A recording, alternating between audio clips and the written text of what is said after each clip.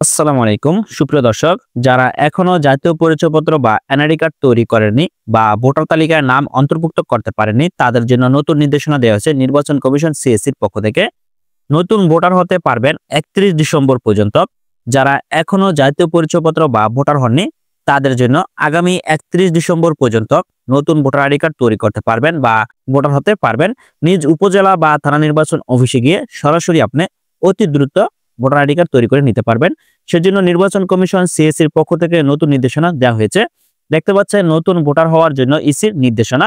নতুন ভোটার হতে পারবেন এখন খুব সহজে। ইসি জানায় সারা দেশে ভোটার তালিকা হালনাগাদ কার্যক্রম চলছে।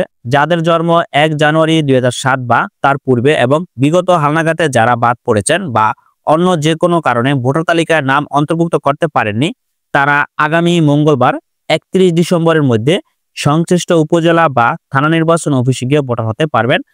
যাদের জন্ম তারিখ 1 জানুয়ারি 2007 বা তার পূর্বে, তারা বিগত হালনাগাদে ভোটার তালিকার নাম অন্তর্ভুক্ত করতে পারেননি বা ভোটার তালিকার নাম লিখতে পারেননি, তাদের জন্য নতুন সিএসসির পক্ষ থেকে দারুণ সুখবর। কারণ তারাই 31 ডিসেম্বরের মধ্যে সংশ্লিষ্ট উপজেলা বা থানা নির্বাচন অফিসে গিয়ে নতুন ভোটার তালিকার নাম অন্তর্ভুক্ত করতে পারবেন বা জাতীয় পরিচয়পত্র বা এনআইডি কার্ড তৈরি করতে পারবেন। ইসি আরও জানায়, একাধিকবার ভোটার হওয়া আইনগত দণ্ডনীয় অপরাধ। কেউ একাধিকবার ভোটার হলে আঙ্গুলের ছাপ পরীক্ষার মাধ্যমে তা সহজেই শনাক্ত করা যায়। সুপ্রিয় দর্শক, কেউ একাধিকবার ভোটার হবেন না, কারণ একাধিকবার ভোটার হওয়া আইনগত দণ্ডনীয় অপরাধ এবং ফিঙ্গারপ্রিন্টের মাধ্যমে তা শনাক্ত করা সম্ভব হবে যে আপনি একাধিকবার ভোটার হয়েছেন কিনা।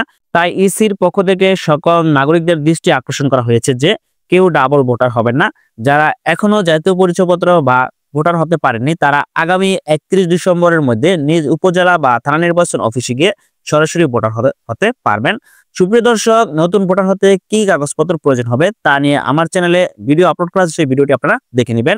এবং নতুন ভোটার হতে হলে অবশ্যই অঙ্গীকারনামা তৈরি করতে হবে এবং প্রত্যয়নপত্র প্রয়োজন হয়ে থাকে। তো অঙ্গীকারনামা এবং প্রত্যয়নপত্র কিভাবে তৈরি করবেন সেই বিষয়ে আমার চ্যানেলে ভিডিও আপলোড করা আছে, আপনারা সেই ভিডিওটি দেখে আসতে পারবেন। এবং জাতীয় পরিচয়পত্র বা নতুন ভোটার আইডি কার্ড তৈরি করতে হলে কি কি কাগজপত্র প্রয়োজন হবে সেই বিষয়ে আমার চ্যানেলে ভিডিও আপলোড করা আছে, আপনারা সেই ভিডিওটি দেখে আসবেন।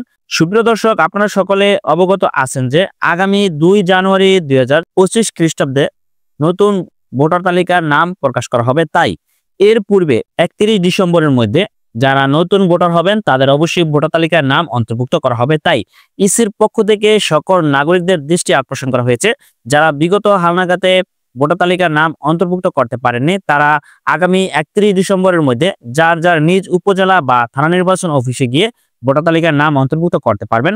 ধন্যবাদ সকলকে, ভালো থাকবেন, সুস্থ থাকবেন, আল্লাহ হাফেজ।